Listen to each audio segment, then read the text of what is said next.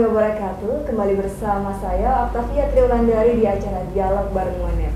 Dan hari ini saya kedatangan 3 bintang tamu spesial perwakilan dari organisasi kemahasiswaan yang ada di Provinsi Lampung.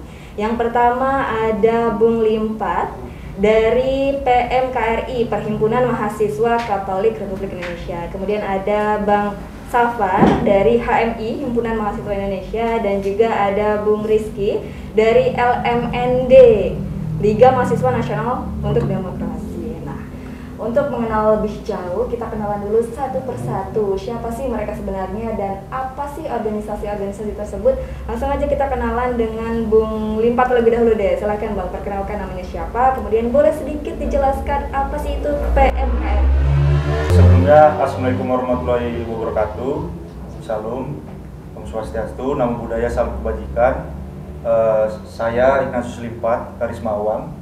Saya kebetulan untuk periode ini itu dipercaya sebagai Ketua PMKRI atau Perhimpunan Mahasiswa Katolik Republik Indonesia, cabang Bandar Lampung.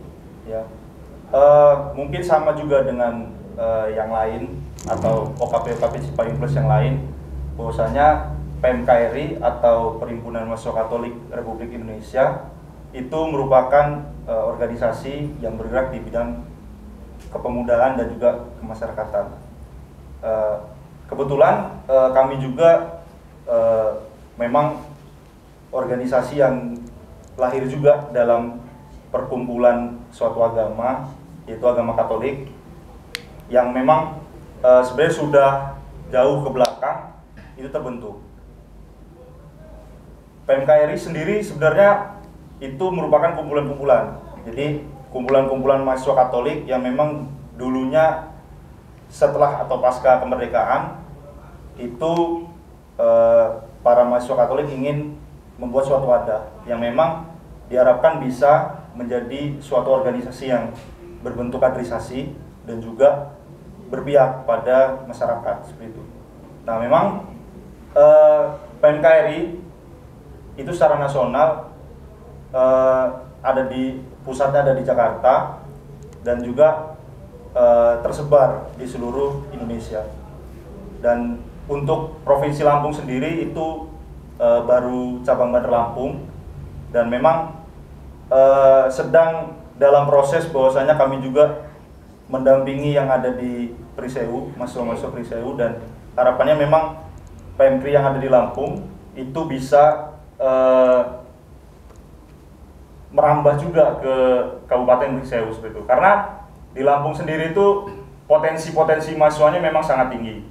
Nah, memang kita belum sampai ke sana. Nah, maka dari itu kita coba sampai ke sana. Nah, berbicara lagi soal PMKRI, ya, hampir sama juga dengan teman-teman Cipayung Plus yang lain. Itu PMKRI awalnya memang tergabung dalam Cipayung seperti itu. Sebelum nanti ada Cipayung Plus kan. Itu kan bersama HMI, bersama PMII, bersama GMKI, bersama GMNI.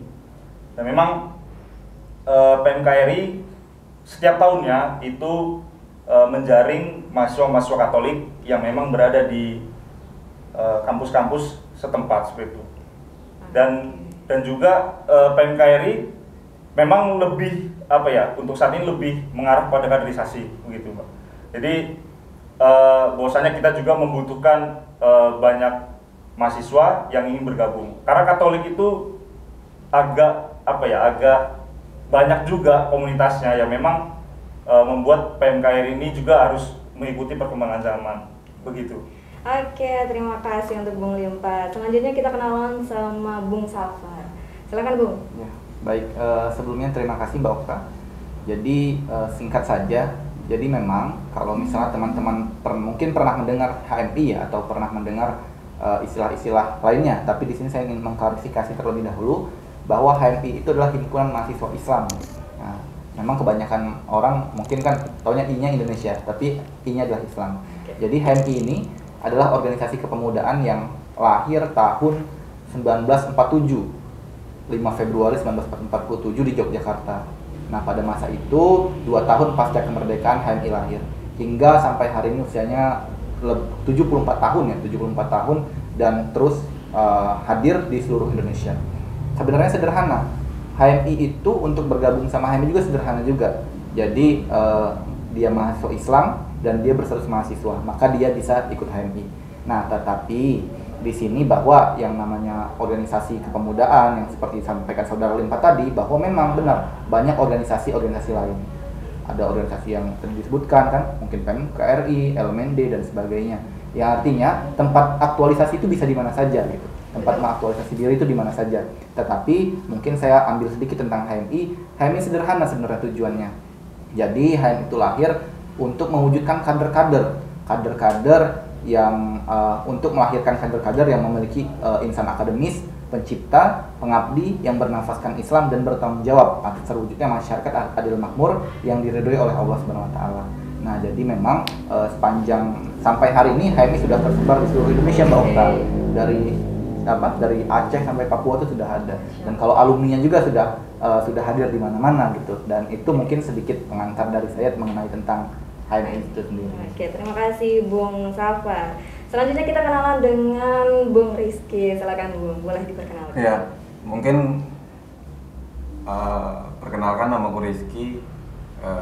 Aku dari LMND. Mungkin LMND nggak setua PMKRI dan HMI, tapi kurang lebih sama. LMND adalah organisasi kemahasiswaan, tapi ada yang membedakan bahwa LMND sebagai organisasi kemahasiswaan menyatakan bahwa LMND adalah organisasi mahasiswa politik di Indonesia.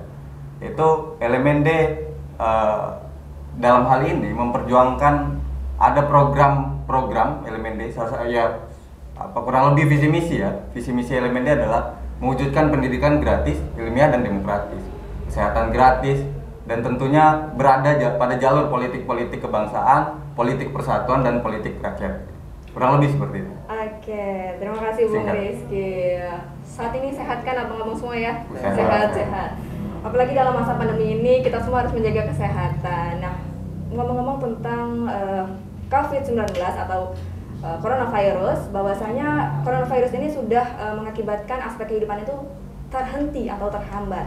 Nah, berbicara tentang aspek kehidupan, nah tak terkecuali ini seorang mahasiswa juga kegiatan-kegiatan pembelajaran juga terhenti pada saat pandemi COVID-19. Nah, menurut abang sendiri, menurut Bang Limpat dulu deh, menurut abang kegiatan pembelajaran yang dilakukan oleh mahasiswa itu sendiri efektif nggak sih Bang pada saat pandemi COVID-19? Baik, berbicara mengenai pembelajaran ya di masa pandemi COVID-19 ini, ya sebenarnya kalau dibilang efektif tidak efektif, ya pasti semua orang menyampaikan tidak efektif. Ada dua macam pasti. Yang pertama, mungkin kalau orang yang memang jatuhnya itu senang dengan kegiatan-kegiatan yang berbau dengan media, itu pasti mengatakan efektif. Mengapa demikian? Karena ya lebih praktis dengan bagaimana mereka hanya duduk di depan laptop atau komputer, itu mereka langsung menghidupkan internet, lalu masuk ke room Zoom atau Google Meet gitu. Tapi kalau orang-orang yang memang terbiasa dengan belajar yang secara langsung tatap muka, pasti mereka mengatakan ini tidak efektif. Seperti itu. Jadi ada dua sisi yang memang saling pro kontra juga terkait adanya itu, bahwasanya bagaimana lah kita menyikapinya seperti itu. Tapi saya ada di sisi yang mengatakan itu tidak efektif. Karena terbiasa untuk tatap muka. Benar. Apalagi banyak hal-hal yang lebih penting, lebih urgent yang bisa disampaikan secara langsung seperti itu, ketimbang dengan tidak langsung atau lewat media seperti itu. Karena banyak batasan-batasan yang terjadi ketika kita berbicara di media. Banyak sekali hambatannya ya Bang? Iya, entah itu sinyalnya jelek. Betul, ya kan, itu termasuk ataupun hambatan. nggak ada kuota gitu, ataupun yang lain sebagainya gitu. Jadi banyak hal lah yang bisa kita katakan tidak efektif. Cuman ya mau bagaimana lagi seperti itu kan. Kita melihat kondisi yang terjadi sekarang, kita juga tidak bisa melawan dengan secara masif dengan diri kita, tapi ya mau tidak mau kita ikuti dulu seperti itu. Betul sekali. Apalagi mahasiswa-mahasiswa yang rumahnya jauh di atas gunung, yang tidak ada sinyal, yang tidak ada internet, itu sangat-sangat menyedihkan. Tidak dapat kegiatan pembelajaran itu tidak dapat dilaksanakan dengan baik. Oke, terima kasih Bung Limpa. Selanjutnya saya mau tanya sama Bang Safar. Ya. Menurut Bang Safar, gimana sih kegiatan pembelajaran ini dilakukan pada saat pandemi COVID-19? Menurut Abang itu efektif atau enggak? Ya. Jadi kembali lagi ya, terkait dengan efektif atau tidak efektif. Kalau kita berbicara tentang pembelajaran atau pendidikan itu ada dua nilai yang disampaikan oleh guru, dosen kepada mahasiswa atau siswanya, yaitu adalah transfer of knowledge dan transfer of value. Nah, mungkin benar bahwa transfer of knowledge sampai melalui media-media, melalui laptop, melalui video dan sebagainya, mungkin sampai. Tapi ada transfer yang tidak sampai, yaitu transfer of value gitu. Jadi maka dari itu, kalau kita melihat dua aspek tersebut, dua aspek ini sangat transfer of value knowledge-nya sampai, tapi transfer of value-nya tidak sampai. Nah, kalau kita melihat dari perspektif pendidikannya itu sendiri. Tetapi bagi saya sendiri, yang mana periode kami ya kebetulan di problemnya adalah COVID ini sendiri. Jadi kami dihadapkan dengan problem yang belum pernah terjadi sebelumnya. Mungkin kalau kita berbicara zaman ya, kalau zaman hari ini dibawa ke zaman masa lalu nggak bakal cocok kan. Zaman masa lalu kalau zaman hari ini kita bawa ke masa depan belum tentu cocok juga gitu. Nah, artinya benar bahwa hari ini kurang efektif, tetapi ini ada hal-hal manfaat yang bisa kita dapat, terutama dalam akselerasi teknologi. Semua orang memacu bagaimana cara bisa bisa menyesuaikan dengan teknologi. Organisasi-organisasi mencoba untuk masuk ke dalam teknologi tersebut. Nah, ini ada akselerasi yang cepat. Yang dulu kita tidak mengenal Zoom, kita hanya tahu video call, ternyata kita bisa video call rame-rame gitu. Ternyata kita ada seminar yang online. Nah, tapi kalau kebetulan saya melihat perspektif dari mahasiswa, bagi saya tentu pandemi ini ya sangat-sangat kurang efektif terhadap kegiatan. Membuat mahasiswa menjadi malas. Iya benar, membuat mahasiswa menjadi malas. Jadi mungkin kan teman-teman di awal mungkin ketika absen mereka muncul, nah, kemudian mereka menghilang, habis itu terakhir Iya, jadi kalau misalnya berbicara efektif dan tidak efektif, tentu saya mengikuti orang-orang mayoritas, karena mayoritas ini memandang bahwa ada hal-hal yang tidak sampai ketika melalui media online, tetapi hal-hal tersebut bisa disampaikan melalui pembelajaran secara luring gitu. Terima kasih Bung Rizky. Selanjutnya saya mau tanya mohon maaf, Bung Safar, terima kasih. Selanjutnya saya mau tanya sama Bung Rizky. Silahkan Bung, gimana pendapat Bung Rizky terhadap kegiatan pembelajaran secara daring atau online? Iya, sebenarnya sama ya kurang lebih ya kalau dengan kawan-kawan, kalau soal berbicara efektivitas gitu pasti nggak efektif kan. Bahkan tatap muka aja sebenarnya kurang efektif juga kadang-kadang kita penyampaian dari dosen dan guru gitu ya. Tapi kan ada manfaat lah, benar kata Tum Safar tadi, bahwa kita dipaksa untuk lebih cepat mengenal dengan kemajuan teknologi gitu. Tapi aku nggak memandang itu dari soal efektif, karena pasti nggak efektif yang ku jawab tadi. Tapi ada sisi gelap yang bisa kita lihat dari adanya pandemi ini. Pertama adalah soal ketimpangan infrastruktur. Yang kata Mbak Okta tadi bahwa ada di desa-desa tidak terakses oleh sinyal internet itu bagaimana. Habis itu belum lagi kemampuan sumber daya manusia hari ini yang mengakses teknologi gitu ya. Misalnya ada orang tua yang gagap teknologi, anaknya mau belajar seperti apa. Nah, ketimpangan seperti itu di pandemi ini sangat luas dimunculkan gitu. Kalau misalnya kita pernah baca berita ada seorang mahasiswa sampai manjat pohon gitu untuk mencari sinyal, ada lagi yang meninggal karena jatuh dari atap masjid untuk bisa ikut perkuliahan. Itu kan satu hal yang ironis ya kan. Betul. Bahwa ada ketimpangan infrastruktur, ketimpangan sosial dari kota maupun dari kabupaten. Nah, ketimpangan pendidikan juga tentunya. Nah, kita melihat dari sisi itu gitu. Itu saja. Oke. Menurut Abang ini kan kegiatan mahasiswa itu kan tidak hanya kegiatan pembelajaran, tapi juga ada kegiatan-kegiatan yang lain, organisasi-organisasi seperti PMKRIP, HMI, dan LMND. Menurut Abang di PMKRIP sendiri deh, pada saat pandemi COVID-19 ini tuh tetap berjalan atau tidak sih? Mengingat bahwasanya mahasiswa saat ini kan sepertinya terlalu santai di rumah gitu kan, rebahan, apalagi mahasiswa-mahasiswa baru gitu kan, yang malas untuk datang ke kampus gitu kan, sudah nyaman dengan posisinya di rumah dengan kegiatan pembelajaran secara Zoom atau Google Meet. Nah, PMKRI sendiri itu berjalan nggak sih Bang pada saat pandemi COVID-19? Sebelum Abang menjawab, boleh abang-abang diminum dulu sambil kita minum. Silakan Bang. Oke, gimana Bang?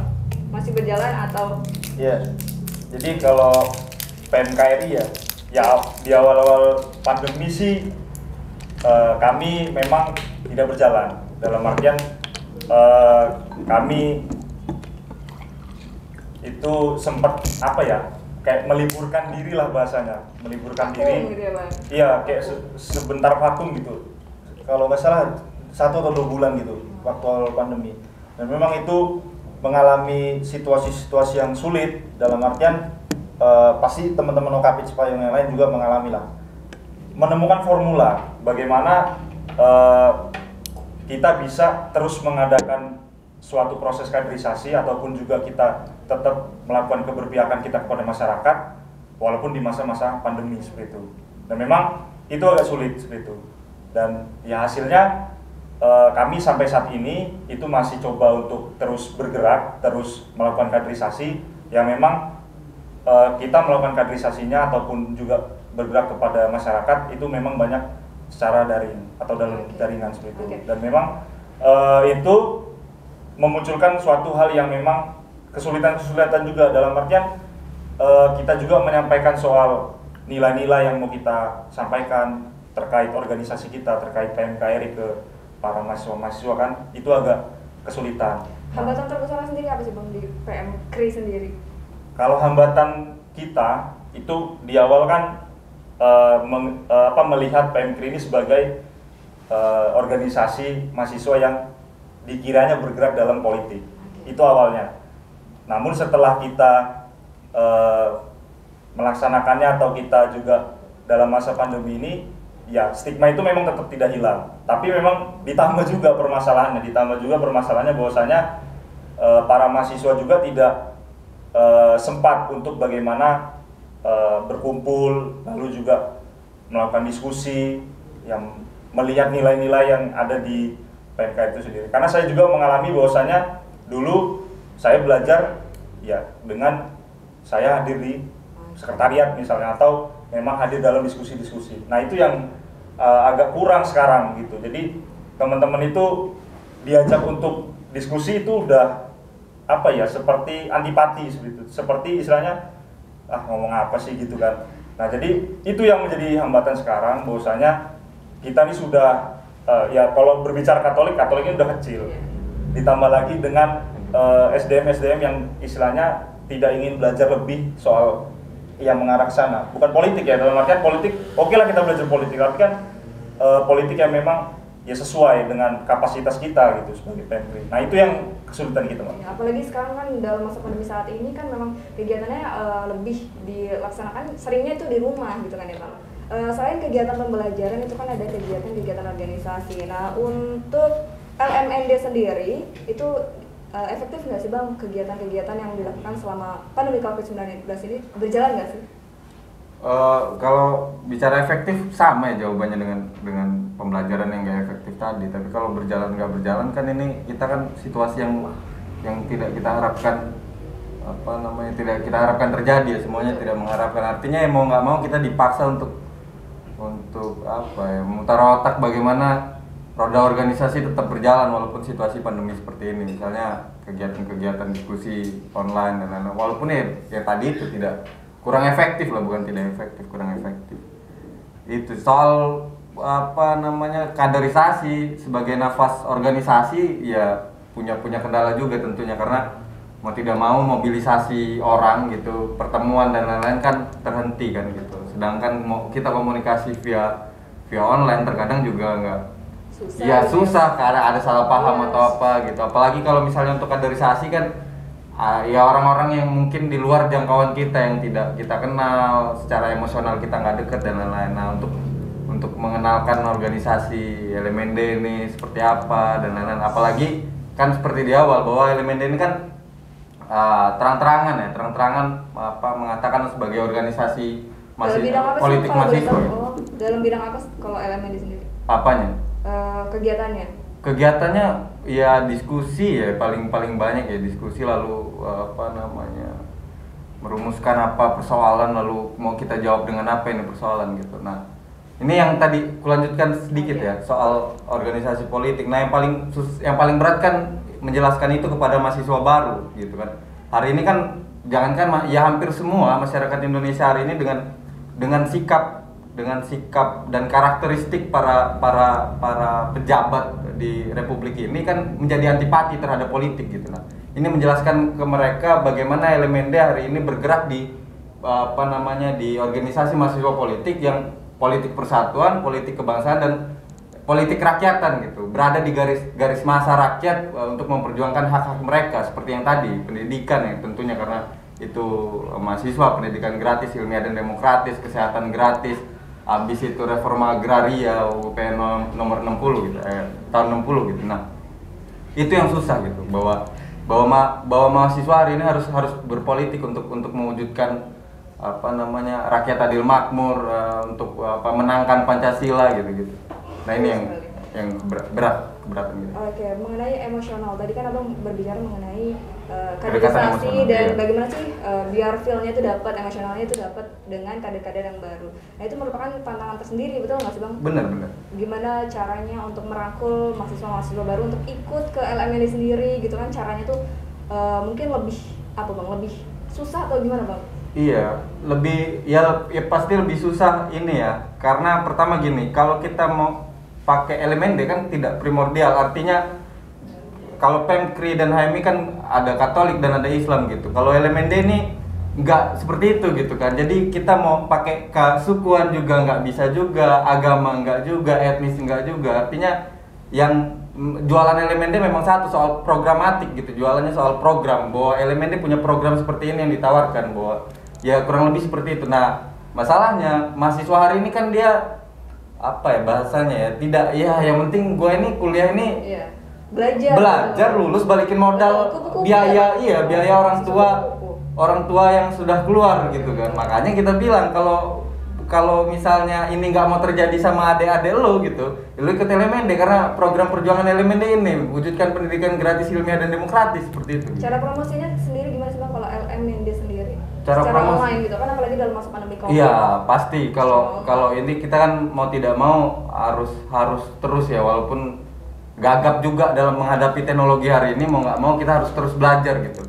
Ya media pastinya, bahwa menjelaskan, bikin tulisan, menjelaskan ke mahasiswa apa itu LMND atau seperti itu kurang lebih. Kalau tahun ini anggota dari LMND sendiri itu berapa Bang? Kalau tahun ini kita baru sekali mengadakan kaderisasi gitu. Baru sekali, kemarin pendaftaran 20 orang. Ada kemungkinan karena mahasiswa baru masuk, ada kemungkinan pasti ya, bukan kemungkinan ya, pasti ada bukaan open recruitment kembali gitu. Tapi kan saat ini kan pada saat pandemi Covid-19 ini ya Bang, banyak mahasiswa yang mungkin betul kata Abang tadi kan, ya udah gue kuliah stuck di satu titik, gue kuliah ngikutin mata kuliah yang ada, udah gitu kan. Nah, bagaimana sih cara Abang untuk membangkitkan semangat mahasiswa-mahasiswa baru itu untuk mengikuti organisasi misalkan LMND ataupun yang lainnya gitu? Ya menjelaskan ke mereka bahwa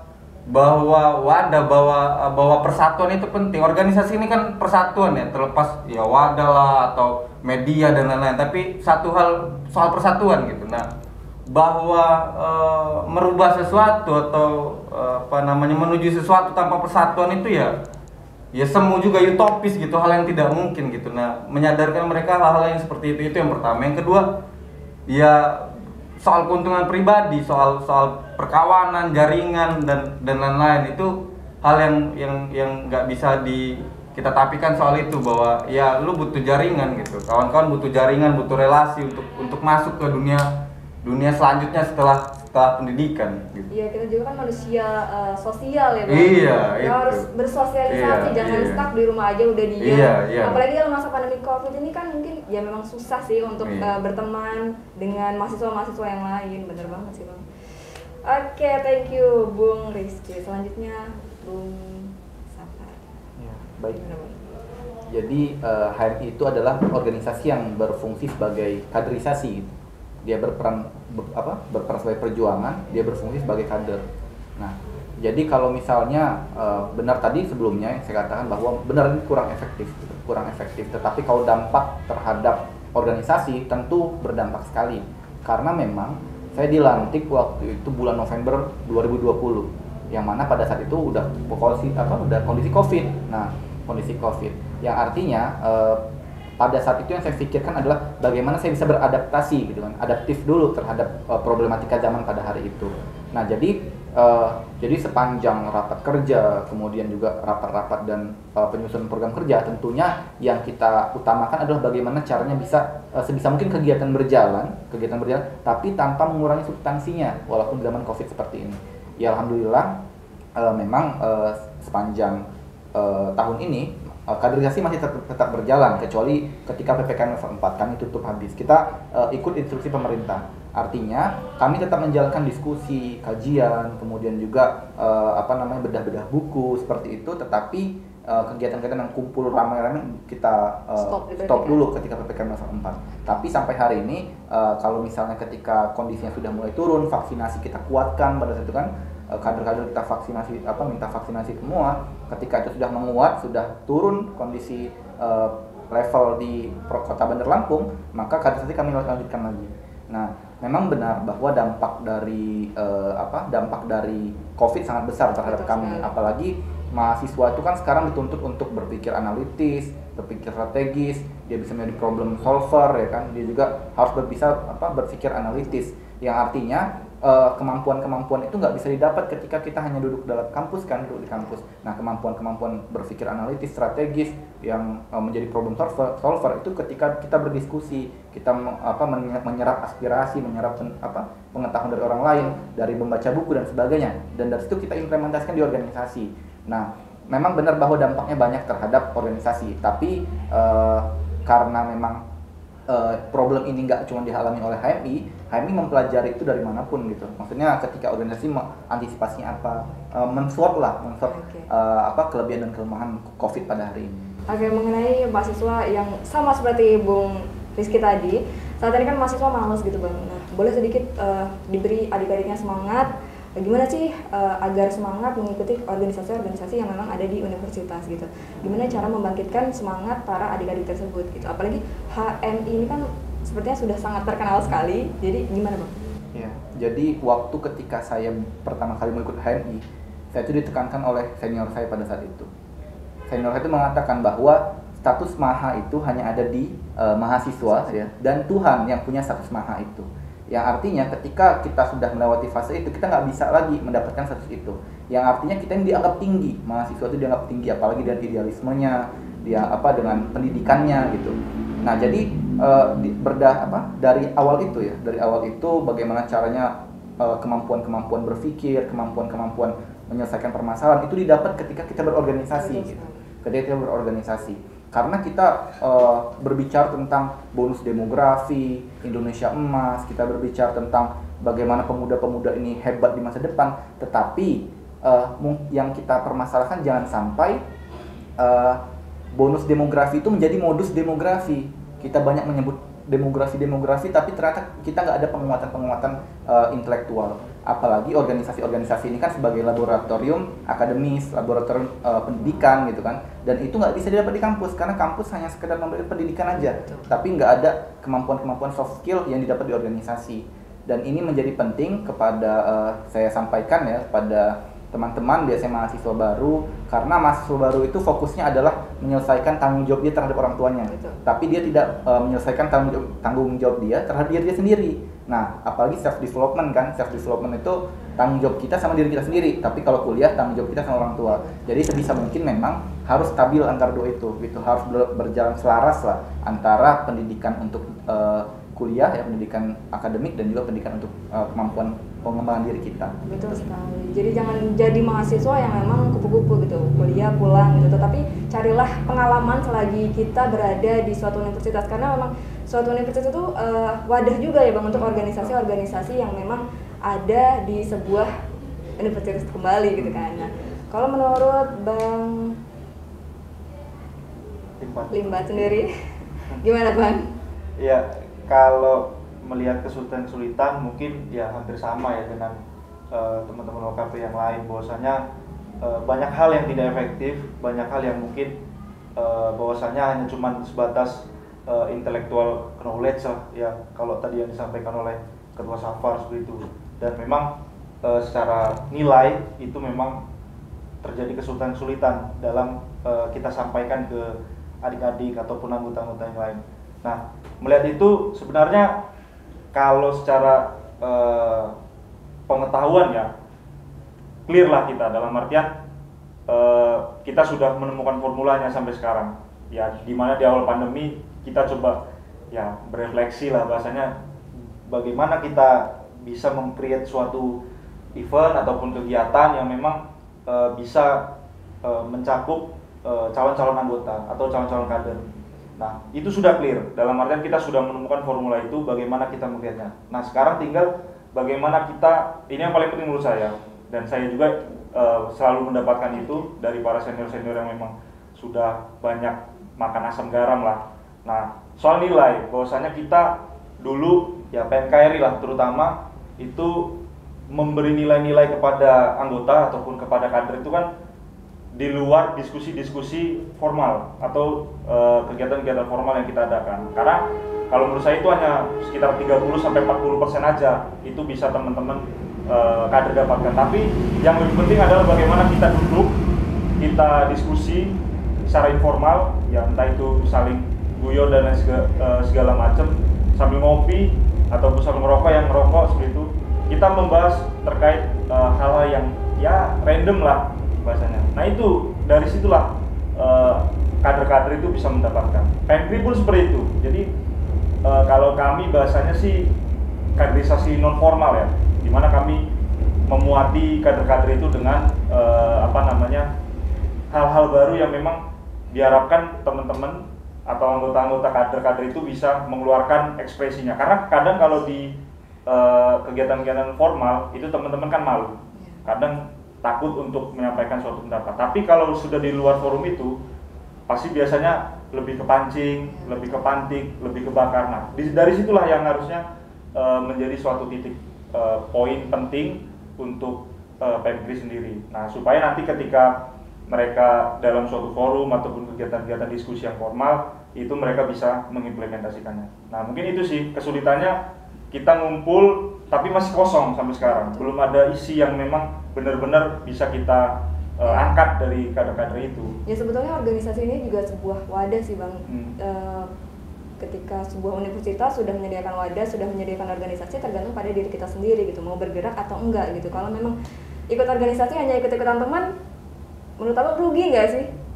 Kalau ikut-ikutan teman gitu. Kalau ikut-ikutan teman tapi dia dapat maknanya itu tuh. Tapi kalau cuma hanya sebatas ikut-ikutan aja, nah itu akan sia-sia lah rasanya. Betul sekali. Jadi tergantung pada diri sendiri juga ya, Bang. Nah, mengenai regenerasi nih, kalau PMKRI sendiri gimana, Bang?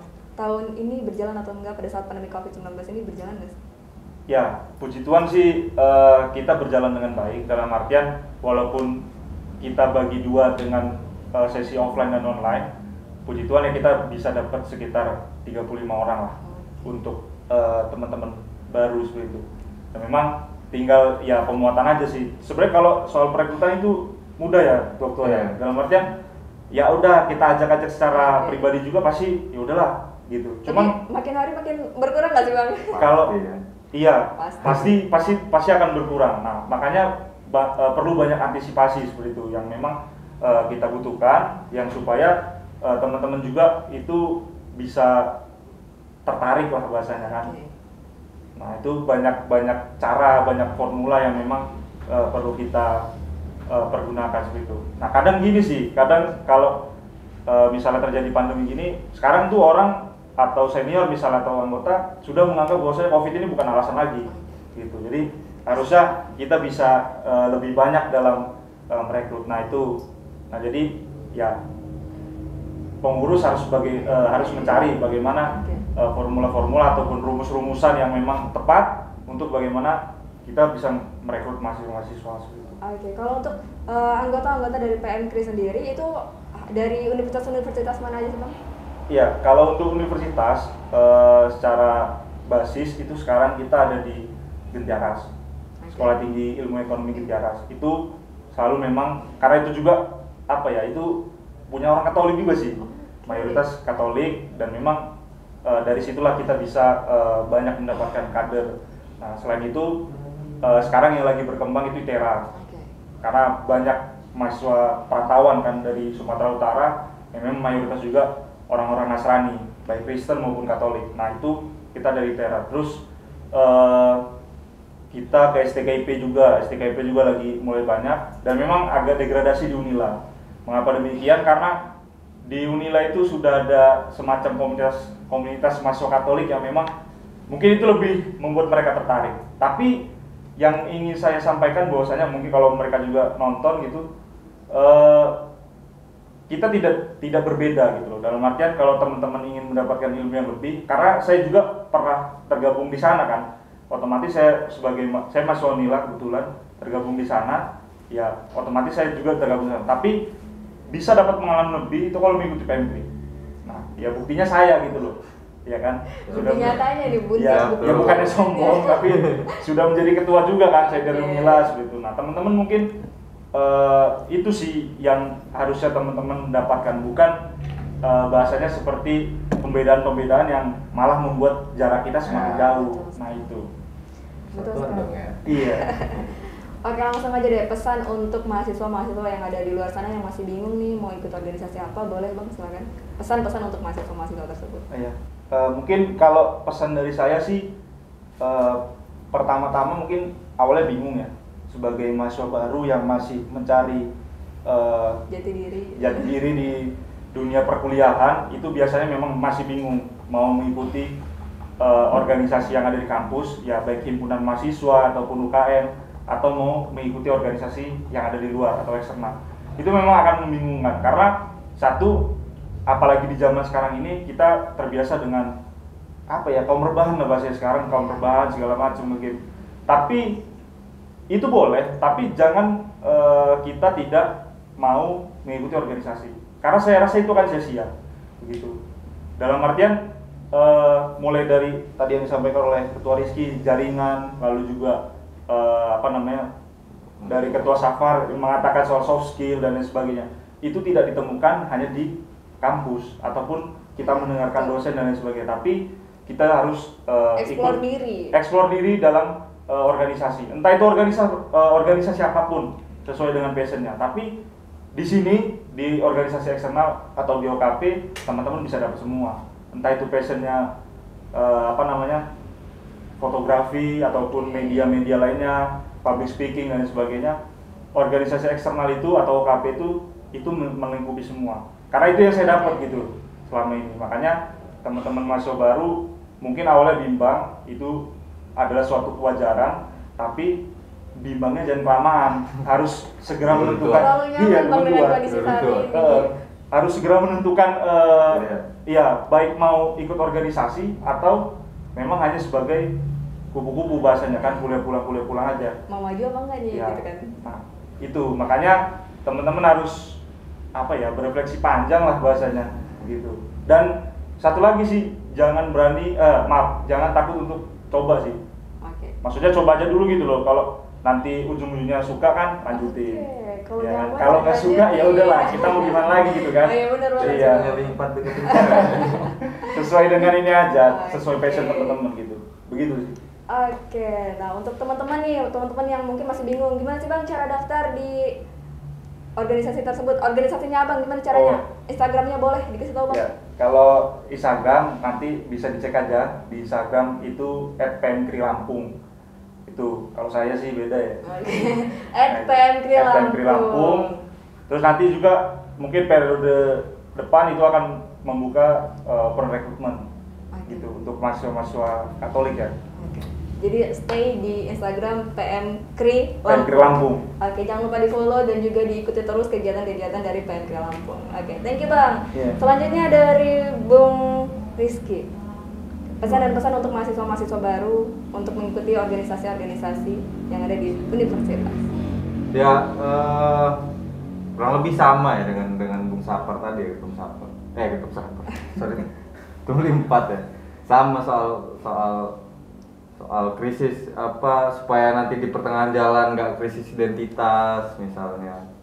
Tapi satu hal sih, bahwa hari ini kita bicara soal kebangsaan, bahwa hari ini bangsa Indonesia butuh kepeloporan pemuda. Itulah yang seharusnya menggerakkan mahasiswa baru. Kalau kata Tum Saper tuh tadi Maha itu ada 2 ya Tum ya. Nah, menggerakkan apa namanya ya sebagai pelopor gitu. Nah, ya soal berorganisasi, soal persatuan tadi, soal persatuan, soal relasi dan lain-lain. Nah, ya harapannya kepada mahasiswa baru untuk dapat bisa melihat situasi ini, bisa merespon dengan cara berorganisasi, karena kita butuh satu wadah, butuh satu lembaga gitu. Tidak ada satu perubahan tanpa persatuan atau tanpa satu organisasi gitu. Itu yang saya yakinin dan semua orang mungkin Tum Limpat dan Tum Sapar yakinin soal persatuan itu. Jadi ya pertama soal ilmu pengetahuan, soal jaringan, soal soft skill atau soal apapun itu gitu. Tapi ya itulah keuntungan berorganisasi. Makanya sangat disayangkan kalau mahasiswa itu hanya kupu-kupu mati ya. Kuliah pulang malam party ya kan. Oke. Ya. Kurang lebih seperti itu. Oh sudah. Oke, selanjutnya dari Bung Safar, boleh pesan dan pesan untuk mahasiswa baru. Baik, mungkin saya sedikit memberikan pesan sedikit saja. Subhanul Yaum Rijalul Qad. Pemuda hari ini adalah pemimpin di masa depan. Bahwa intinya sebenarnya orang-orang yang mengisi posisi strategis di masyarakat itu dulunya adalah aktivis gitu. Dulunya adalah orang-orang yang menggembleng diri di organisasi kepemudaan. Salah satu contohnya adalah HMI, Mbak. Nah, jadi kalau kami biasanya di HMI itu biasanya kami menyebutnya dengan kawah candra di muka. HMI adalah kawah candra di muka, yaitu tempat penggemblengan diri. Yang artinya organisasi ini bukan tempat santai-santai, Mbak, tapi organisasi tempat yang memang mau belajar, mau diskusi, mau kajian, mau dapat transfer ilmu dari yang lain gitu. Itu tempat penggemblengan diri, kawah candra di muka. Nah, jadi bahwa kita semua kalau misalnya yang berdiri seperti saya kebetulan menjadi representasi HMI, sebenarnya kan kami ini bisa seperti ini bukan karena kami terlahir hebat, bukan karena kami memang keturunan orang bagus, bukan juga gitu kan, tapi kami melalui jam terbang yang lebih lama aja gitu, melalui proses yang lama sama-sama mahasiswa tapi organisasi terus gitu, melalui jam terbang yang dilakukan secara sustainable. Yang artinya teman-teman mahasiswi yang mungkin belum membuka pikiran untuk berorganisasi, saya pikir mulailah membuka diri gitu. Terserah organisasinya apa, terserah mau belajar di mana, tetapi jangan memilih untuk berdiam diri gitu. Karena kalau misalnya kita lihat sungai itu yang ngikutin arus gitu. Yang ngikutin arus cuma ada 2 gitu. Yang pertama ikan mati, yang kedua adalah kotoran gitu. Jadi kita juga benar, Mbak, bahwa jangan jadi followers gitu. Jangan hanya sekedar jadi follower, tapi mulailah menentukan sikap, menentukan pilihan. Karena masa depan kita kan tanggung jawab kita sendiri. Sedikit tambahan juga. Jadi kan kehidupan aktivis itu nggak linear, Mbak. Kan biasanya kalau kita melalui fase biasa yang linear ya. Tapi kalau kehidupan aktivis itu eksponensial. Kurva eksponensial itu kan marginal ya gitu. Nah, jadi kalau misalnya kita mau langsung jadi yang hebat nggak bisa. Tapi kita harus mulai tangga-tangga dulu. Karena kalau misalnya saya pernah bertanya sama senior-senior saya, Bang, abang pernah nggak sih Bang? Gitu. Atau Yunda pernah nggak sih Yunda membayangkan Yunda di posisi seperti ini, abang di posisi seperti ini? Dan jawaban mereka pasti selalu nggak pernah. Mereka hanya menyampaikan bahwa pesan yang disampaikan mereka pada saya adalah jangan langsung lihat tangga yang paling atas gitu. Tapi lihatlah tangga yang di depan kamu. Karena kalau mereka juga yang jadi profesor, yang jadi pejabat tinggi itu kan nggak mungkin mereka tahu saya jadi gubernur gitu. Saya jadi nggak bisa. Tapi mereka bilang ya udah yang terdekat kamu yang bisa kamu raih itu apa. Nah itu kurang lebih gitu. Mahasiswa-mahasiswi juga harus terus memilih, harus membuka pikirannya karena dunia hari ini udah bicara like and dislike gitu. Kayak saya suka sama dia, ayo aja ikut gitu. Saya suka sama dia, ayo kita bareng-bareng. Nah dan itu rasa suka, rasa senang itu muncul ketika kita saling kenal. Nah, ketika kita saling tahu ini dia gimana. Tapi kalau kita nggak kenal kan, mau ngajak kamu kan nggak mungkin gitu. Jadi mungkin itu yang bisa saya sampaikan. Sebelumnya saya juga ucapkan terima kasih Mbak pada Mones atas undangan pada HMI.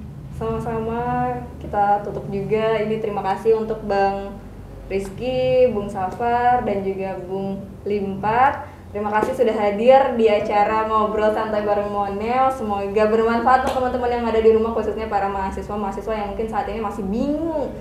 Saya kuliah, selanjutnya saya mau ngapain nih gitu kan. Nah, terima kasih, semoga sehat selalu abang-abang semuanya.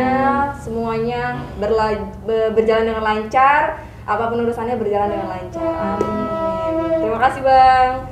Oke, untuk pemirsa Monef TV, saya sudah ngobrol santai bareng Monef saat ini. Dan saya akhiri, saya punya satu kata-kata, yaitu janganlah kalian jadi mahasiswa kupu-kupu, tetaplah produktif dan janganlah kalian berdiam diri di rumah. Saya Octavia Triwulandari pamit undur diri dan sampai jumpa. Terima kasih. Wassalamualaikum warahmatullahi wabarakatuh.